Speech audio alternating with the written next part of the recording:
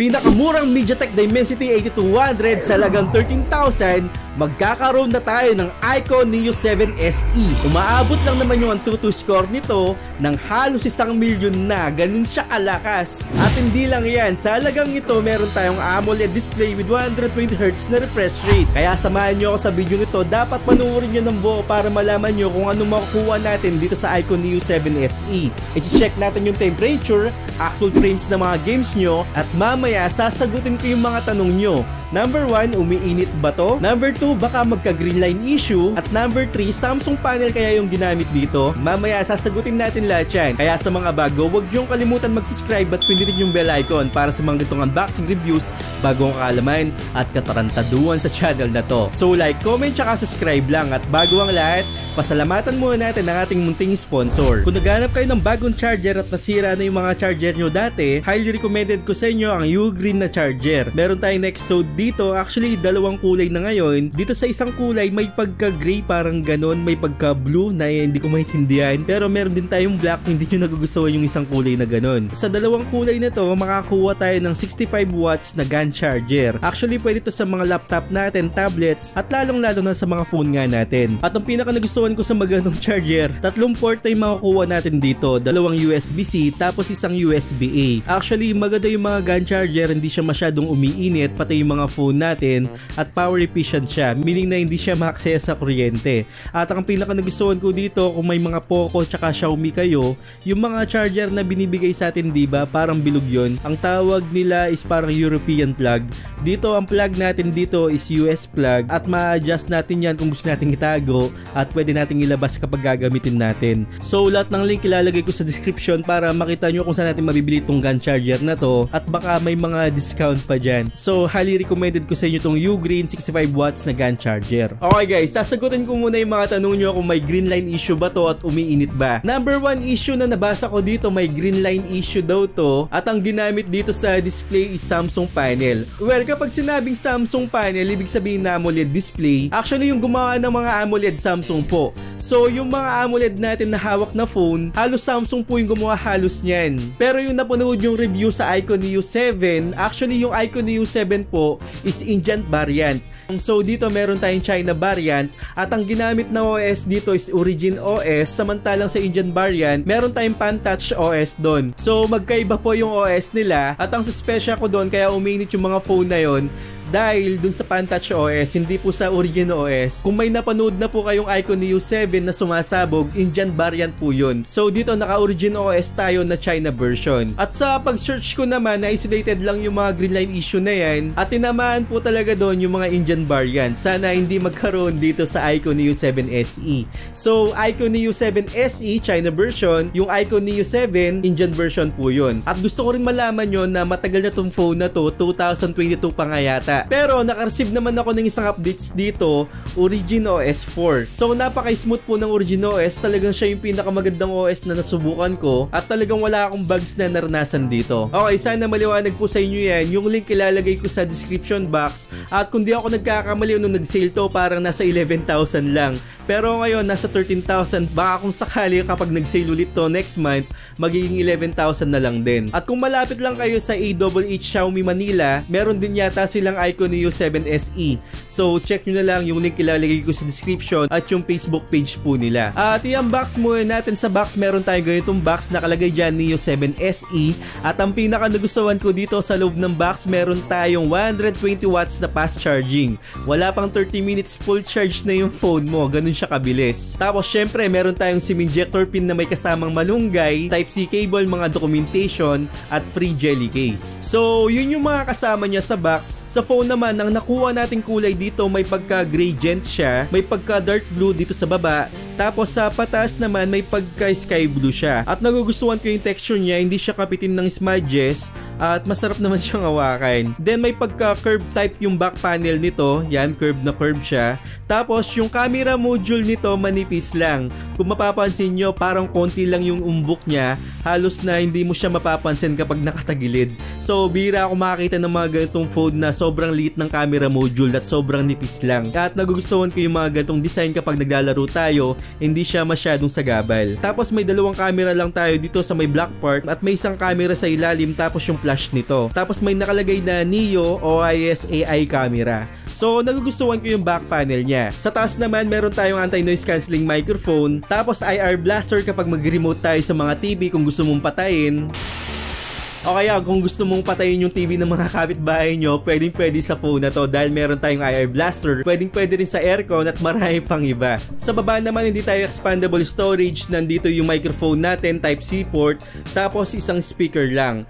Actually, dalawang speaker to. Yung isang speaker nandito sa taas at sakto lang yung lakas niya, hindi siya ganung kalakasan, hindi rin siya ganung kainaan, nasin saktong-sakto lang talaga. Then sa kabilang side, meron tayong power button at volume rocker. Sa kabilang side, wala tayong makikita doon. Pero isa pang nagustuhan ko dito sa ganitong presyo, meron siyang in-display na fingerprint scanner. At mabilis-bilis naman, wala tayong magiging problema, accurate naman siya. At isa pa pala, meron tong features na wala sa ibang phone. Actually, dito ko lang talaga nakita. Parang sumama sa update, parang ganun. Mamaya i-demo ko sa inyo yan. Then yung display nito hindi siya masyadong bezel-less pero malapit na siya doon. At nagugustuhan ko naman, symmetrical naman yung baba tsaka dun sa taas at dun sa mga gilid. Tapos meron tayong AMOLED display with 120Hz na refresh rate. Naka HDR10 Plus na to ha.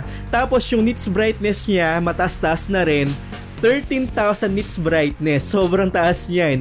Pwede to sa mga rider natin, Foodpanda, Lalamove, Grab at kung ano-ano pa. So maasahan nyo to kung dadalhin yung pang Grab o kaya pang Lalamove. Pwede po tong phone na to. Hindi ko lang sure kung anong ginamit na materials dito sa front niya o protection niya. Pero kahit na Gorilla Glass pa yan, gagamit pa rin tayo mga tempered glass dito sa mga phone na ganito. Then yung frame nito is made of plastic, tapos hindi siya expandable storage. Pero para sa akin sapat na yung 12256 para sa phone na to. Hindi naman ako matakaw sa storage talaga. Pero sa halagang to, napakasulit no para sa 12256 na storage at naka-AMOLED display na rin siya. Well, balik tayo sa display, naka-wideband L1 certifications na to, meaning na Full HD na mapapanood natin sa Netflix at kahit anong angle, maganda po siyang tignan. Hindi siya katulad ng IPS na medyo nagkukulang ng kulay. Ito talagang vibrant, black is black talaga at talagang mag-enjoy tayo sa panonood ng Netflix dito sa Ico Neo 7 SE. Idagdag ko na rin, meron tong display enhancement sa YouTube tsaka dun sa Netflix. So kapag manonood tayo, i-activate lang natin yan at lalo magiging vibrant o colorful at mag-a-add siya ng konting contrast dito sa Netflix tsaka dun sa YouTube. So sabi dito, maksaya daw to sa baterya, pero kung gusto nyo namang itry, wala namang pagiging problema. At lalong lalo na kapag manonood tayo ng mga pelikula, yan, mga paborito kong artista yan, si Katniel yan, si Catherine Bernardo tsaka si Daniel Padilla. Lagi kong pinapanood yan. Gusto ko talaga yung mga drama nila at nagugustuhan ko talaga kapag yung lumalabas sa cellphone ko. So palag na palag tong display na to sa pangapanood ng mga movies na ganyan. Okay, ngayon ko sasagutin kung uminit tong phone na to sa actual game na gagawin natin ngayon. Sa performance, meron tayong MediaTek Dimensity 8200. Alam nyo naman kung gaano mag-perform to, malakas talaga. Imagine mo, nakakuha ako dito ng 900,000 points o almost 1 million na Antutu score dito sa Ico Neo 7 SE. Sobrang lakas nito guys, para nasa flagship level na yung Antutu score nito. Pero ibang usapan niya sa actual gaming. I-check natin kung umiinit ba o nagpo-frame drops to pagdating sa mga laro. Mag-umpisa tayo dito sa Mobile Legends. Ang nakuha kong settings dito sa kasamang palad, wala tayong ultra pero meron lang tayo na super, tapos yung graphics nito nasa ultra na. Ang nakukuha natin sa super, automatic yan, 90 frames per seconds. Dito naman sa paglalaro ko, nakakuha po ako ng 80 to 90 frames per seconds hanggang sa matapos yung laro. Hindi siya nag-brain drops. Siguro minsan parang nag-drop siya ng mga 70 pero agad siyang tumataas to 80 to 90 mga ganun. At playable po to sa Mobile Legends. Yung mga nakarang phone na tinest ko sa Mobile Legends, kung matatandaan nyo, kapag nag-frame drop siya ng mga 40 to 30, yun talaga yung mahalang frame drops na mga kuha natin. At masasabi ko na may heating issue kapag lumampas po siya ng mga 46 to 47 sa Mobile Legends pa lang. Pero dito, playable po siya, wala tayong frame drops na nakukuha. At ang nakuha kong temperature pagkatapos ng isang laro, siguro nasa 10 minutes to o 15 minutes, nasa 40 degrees Celsius lang. lang.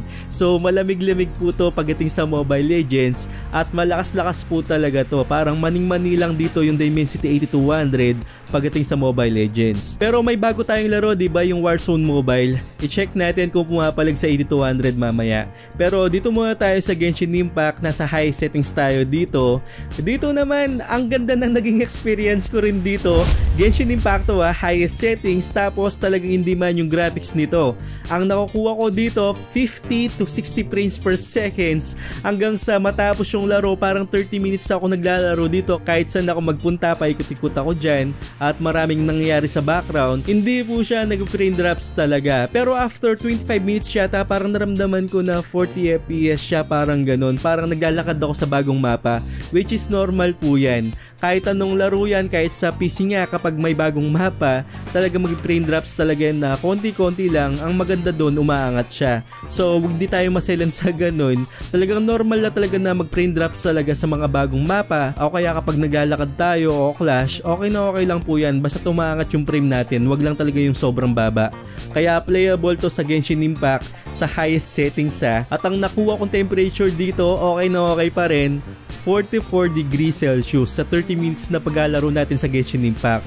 Well, palong-palo po yan para dito sa laro na to. Dito naman sa laro na to, kung okay to sa Mobile Legends, lalong-lalong okay to sa Wild Rift. Nilagay ko yung settings ko sa 120, tapos yung graphics natin nasa high, at ang nakukuha ko dito 120, mga ganun nung unang 5 minutes niya, at nakakuha rin ako ng mga 100, mga 120. Talagang paikot-ikot po siya dyan, angat baba siya. Kapag may clash naman, bumaba siya ng mga 90, mga 100, pero okay pa rin yan. Wag lang talaga yung mga 30, mga 20. Talagang frame drops na yun. Pero dito talagang playable po siya. Nung last minute parang nakaramdam ako ng mga 70 to 80 to 90, pero okay na okay pa rin po yan. At ang nakuha kong temperature dito pagtapos ng isang laro, 42 degrees Celsius, which is okay na okay po sa Wild Rift. Pero itong laro na to na Farlight 84, ang sala rin talaga sa mga paginit ng mga phone sa mga tinitest ko. Dati kapag nagitest ako, nilalagay ko sa extreme, diba? Pero may nag-comment na ilagay ko daw sa HDR. Tingnan ko kung uminit ba o hindi. So dito sa settings na HDR tapos extreme, nakakuha ako ng mga 100 FPS sa umpisa. Tapos sa last minute na yata mga 70 to 80, which is okay na okay pa rin. Maganda pa rin yung experience ko dito sa Farlight 84 sa Neo 7 SE. Kahit na bumaba siya ng mga 70, 80, mga 60, okay na okay pa rin yan. Huwag tayong mag-silent sa ganun kasi talagang playable naman siya. Kung makikita mo naman na playable siya, okay na okay pa rin yung laro. Wag lang talagang pumalo ng mga 50 to 40. So hanggang sa matapos yung laro, ganyan pa rin yung frame na nakukuha natin. Wala tayong nakuha major frame drops dito. Then eto na yung temperature na nakuha ko. Umabot po siya ng 46 degrees Celsius. Well, sabi ko nga kanina, lahat ng phone na tinetest ko sa Farlight 84, talagang mataas po yan. Minsan pa nga dun sa Red Magic, parang umabot siya ng mga 50, mga ganun. Sobrang init talaga. Pero dito, 46 lang. Gagamitan lang natin ng phone cooler to, kaya electric fan. Pwedeng-pwede na to sa Farlight 84. Wag na kayo magsilan doon. At dito naman sa Mirror 4, nasa high settings tayo dito. Maning-mani lang to. Kasi meron tayong 40 to 44 FPS pagdating sa high settings. Pero sabi ko nga kanina, kapag naglalakad tayo sa bagong mapa, may mga konting-konting frame drops talaga. Ang maganda doon, talagang umangat siya. Pagkatapos na parang na-render niya na yung mapa, okay na siya at bumabalik na siya sa 44 FPS. 40 to 44 FPS pagdating sa Mirror 4. Sa Call of Duty Mobile naman, actually sa mga user nito, sobrang gandang maglaro po dito. Yung graphics nilagay ko sa low, tapos nasa ultra tayo sa frame rate. Okay po yung gyroscope nito. Nakakuha ko dito ng 80 to 90 frames per second sa VR modes. At kahit sa smoke class, magbato tayong smoke class, barilan dyan, kahit ano pong mangyayari dyan, talagang napaka-smooth ng Dimensity 8200 sa Ico Neo 7 SE. Kung akong tatanungin nyo, halos magkampantay lang sila ng Ico Z8. Pero mas recommended ko sa inyo ang Ico Neo 7 dahil naka-AMOLED display na rin siya. At yan talaga yung isang pinakalamang ng isang phone, lalong-lalo na dun sa Ico C8 na naka-IPS display lang. So dito sa Call of Duty Mobile, wala kayong magiging problema. Playable po siya at meron tong game vibration na kapag maglalaro tayo may barilan, may mga vibration tayong mararamdaman talaga. At ma-activate natin yan sa Game Turbo. Mamaya i-tour ko kayo dyan. Sa PUBG Mobile naman, yung graphics natin dito nasa HD. Tapos nilagay natin sa Extreme. Gaya ng Call of Duty Mobile, napaka-smooth din po dito sa PUBG. Although nakakuha lang tayo ng mga 50 o 60. Ito na yata yung standard ng PUBG ngayon. Pero at least diba, hindi siya nag-lag, hindi siya nag-frame drop. At masarap talagang maglaro dito sa PUBG Mobile. At activated din dito yung game vibration. dito sa PUBG Mobile. Okay, ito naman yung bagong laro na hinihintay nyo, ang Warzone Mobile. Yung graphics nito nasa mid lang, wala pa tayong high. Tapos nilagay natin yung frame nito sa handcap. Ang nakukuha ko dito 40 to 50 frames per second. Minsan umaangat siya ng mga 60 pero bihirang-bihira. Pero ang nakukuha ko dito, playable siya sa 40 to 50 frames per second hanggang sa matapos yung laro. So okay na to. Yun nga lang yung graphics napapansin ko parang may pagka-pixelated siya ng konti, lalong-lalo na sa ibang mapa. Pero sa paglalaro ko naman dito, okay na okay siya. Konting optimization pa siguro sa laro na to. At someday, siguro mga 1 buwan, 2 buwan, malaro na natin na maayos tong Warzone Mobile na to. Okay, maging panatag kayo dahil wala tayong hitting issue dito. Siguro sa Indian variant lang yon, hindi sa China ROM. Pero kita nyo naman kung anong thermals na nakuha natin. Sa Farlight 84, normal lang yon. So nakakuha tayo ng 46 doon. Sabi ko nga sa inyo, kahit anong phone, uminit talaga. Kaya sa mga bibili ng phone na to, huwag kayong mabahala. Wala tayong heating issue dito sa phone na to. Nakatulong din dito yung game turbo niya. Meron tayong Monster Mode, Balance Mode, yan, pero ako nilagay ko sa Monster Mode para masagad nga natin. At habang naglalaro tayo dito, para makuha natin yung frame rate na mataas, dapat ilagay natin yung 120 sa game turbo. Nakikita nyo ba yung settings na yan na 120Hz? Dapat isagad nyo yan para makakuha tayo ng sagad na FPS dito. Kung hindi tayo makakuha ng mataas na frame rate sa mga games natin. At isa pa, kailangan yung i-check yung refresh rate natin dito sa settings para mailagay nga natin yung mga games natin at sumunod dun sa refresh rate ng mga games. So dito sa settings ng refresh rate, dapat na-activate yan para makuha nga natin yung frame rate na gusto natin. Actually, dalawa yan. Kapag hindi na-activate yung sa game turbo, kaya dito sa refresh rate, hindi natin makukuha yung mataas na refresh rate na gusto natin sa mga laro natin. Kaya napaka-importanting settings nito. At marami pa tayong mga settings dito sa game turbo niya. Meron tayong voice changer, tapos 4D vibration, mga recording at marami pang iba. So kayo na lang bahalang maglaro dyan kung anong mga settings nang gusto nyo. May mga visual enhancement pa yan at kung ano-ano pa. At kung bitin pa kayo dyan, meron din tayong ultra game mode dito sa game turbo. Meron din dito mga settings para sa mga games natin, like yung mga frame rate priority, like yan para di tayo mag-lag sa mga games natin. Merong Genshin Impact, PUBG Mobile, Call of Duty Mobile, para ma-priority niya yung mga games natin at hindi siya mag-lag. So napakagandang features ito para sa ganitong presyo ha. Okay, bago natin pag-usapan yung camera, ito muna yung dapat nyo malaman sa iQOO Neo 7 SE. Meron tong AI wallpaper features. Ano ba to? Parang mag-generate ka ng mga gusto mong wallpaper o kaya kahit mukha mo pwede. For example, itong mukha ko, ginawa ko siyang parang anime, parang ganun.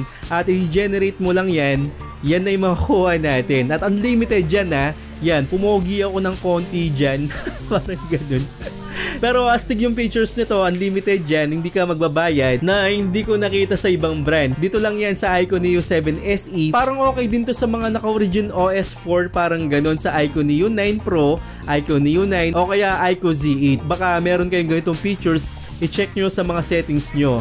AI wallpaper. Then China ROM to, wala pa siyang Play Store, pero dito sa B Store niya, pwede na natin i-activate yan o i-update. Magkakaroon na tayo ng Play Store dyan. Madali lang naman. So pumunta lang tayo dito sa B App o B Store at type nyo lang yung Play Store, lalabas na yung Google Play Store natin at i-update nyo lang yan at magagamit natin yung Play Store natin dito sa iQOO Neo 7 SE. At meron tong mga bloatwares pero madali lang naman siyang i-install at meron akong tutorials kung paano mag-setup ng mga iQOO phones nyo kahit na Xiaomi, Realme, check nyo sa description o kaya dito sa taas. So ilalagay ko yan para makita nyo at mas maliwanag sa inyo kung anong gagawin nyo pagbili ng phone na to. So meron tayong tutorials dyan. Okay, ito na yung camera. Yung mga gamer dyan, walang pakialam sa camera, pero dito bonus na may camera talaga tayo sa iQOO Neo 7 SE. Maganda po yung camera nito sa ganitong presyo. Itong phone na to, ang pinaka nakita ko maganda sa presyong to, dahil kung mapapansin nyo yung kulay, may kulay siya, hindi siya oversaturated, hindi siya overexposed. Talagang saktong-sakto po yung kulay na makukuha nyo dito. Makakuha tayo ng mga detalye, although hindi lang siya ganun ka-perfect talaga. May mga time na nag-struggle siya sa mga low light condition, pero kung maganda yung sikat ng araw o kaya maganda yung liwanag, kayang-kaya naman tong phone na to. At may detalye ka makukuha at neutral yung makukuha mo dito, hindi siya oversaturated. Actually hindi ako maselan sa camera at nagugustuhan ko talaga yung camera ng mga iQOO phones, lalong-lalo na naka-AMOLED display tayo dito. Makita mo yung mga bawat detalye pagdating sa mga photos na ganito at lumalabas na maganda yung image processing ng iQOO Neo 7 SE.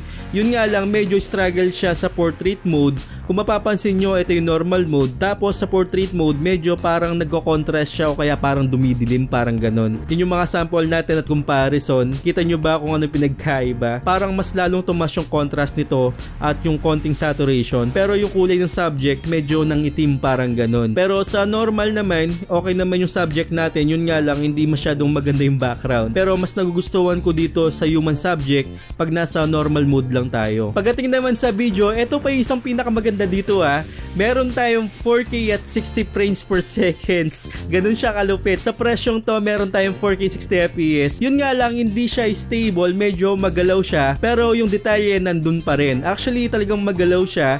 Pero kung steady video lang, pwede na. At kung gusto mong steady video naman, meron tayong 4K at 30 FPS. Okay na okay lang din to. Yun nga lang, may jitter effect ng konti sa may gilid. Pero sa stability, maasahan po natin kahit sa vlogging, paglalakad, okay na okay po yung 4K at 30 FPS nito. Pero kung gusto mo pong makatipid, gusto mong gamitin yung 1080p at 60 frames per seconds, pwede rin po at stable din po siya. So marami tayong choices dito, 1080p 60 FPS, 4K 30 FPS, at 4K 60 FPS. Yung 4K 60 FPS pang steady video lang, yung 4K 30 FPS naman kahit na maglakad tayo dahil stable siya. At kung gusto nyo makatipid, 1080p at 60 FPS po. So marami tayong choices pagdating sa video niya.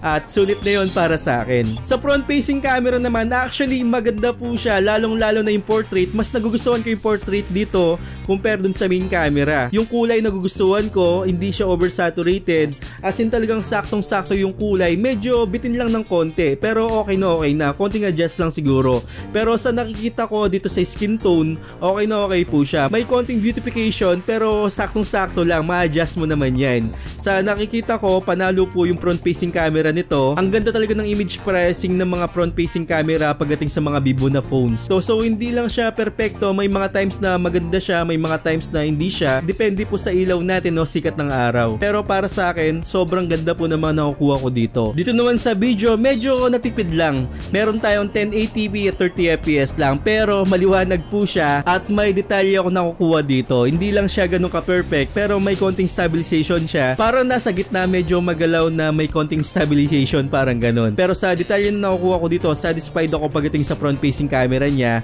kahit na meron tayong 1080p at 30 FPS. So sa mga nag-TikTok dyan, may favor lang ako ng konti sa inyo. Yung ano ko kasi parang nasa 2 subscriber lang at medyo naghanap ng subscriber na hingit sa akin. Sana mapollow nyo po siya. Yung link ilalagay ko sa description para makita nyo yung channel niya sa TikTok.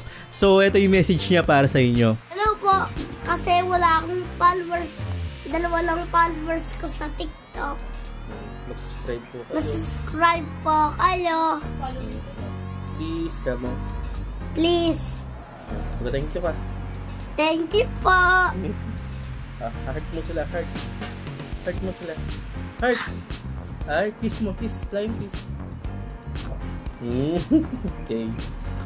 Okay, thank you po. Sa battery naman, meron tayong 5,000 mAh capacity ng battery at tumatagal to almost 1 day. Kung casual gaming lang, mga 7 to 8 hours, pwede na. At mabilis naman itong mag-charge dahil meron siyang 120 watts sa fast charging. So hindi kayo mabibitin. Yun nga lang, wala tayong bypass charging sa phone na to. At meron din siya mga Bluetooth. Sabi ko nga sa inyo kanina, madali lang siya tanggalin at parang global na experience natin dito. Ngayon, ito yung masasabi ko sa phone na to. Sobrang highly recommended ko po siya dahil malakas yung chipset at wala akong nag-experience na heating issue sa phone na to. At uulitin ko na China version to, Origin 4 OS. Unlike sa nakita nyo, napanood nyo na Indian version, mga sumasabog po yun, ibang batch po yun. Dito ibang batch na to. At yung panel nito ay Samsung din. Kahit anong mga panel na yan, puro Samsung po yung gumawa kapag AMOLED display na yung pinag-usapan. So yung batch na yun sa India, yun po yung mga may problema. At dito sa batch nito, sana cross finger, walang maging problema to o green line issue. So yun po, kung may tanong po kayo, ilagay nyo lang sa comment section at sana mag-subscribe kayo. Road to 100,000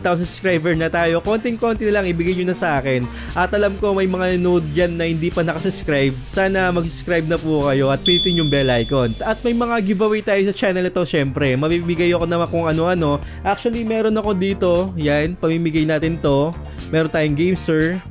Yan, sa mga gamer. Pwede to sa Call of Duty Mobile, mga ganun, PUBG Mobile. At hindi lang yon, marami pa. Siguro mga 3 o 4 yung pamimigay ko, hindi lang yon. So, abangan nyo po yun. At ulitin ko lang yung link ilalagay ko sa description para hindi kayo maligaw. At legit po yung mabili natin phone at iwas scam po tayo. So, ayun, sana nakatulong po ako sa inyo at huwag nyo kalimutan mag-subscribe sa channel ko at hit yung bell icon para sa mga ganitong unboxing reviews, bagong kalaman at katarantaduan sa channel na to. Once again, ako po si Paul. I'll be writing things until I'm fucking buried in my grave. 6 feet deep under, but my body won't decay. Cause my messages are timeless, so they'll put them on display. Oh yeah, I rap with a certainty. I have a sense of urgency, a message for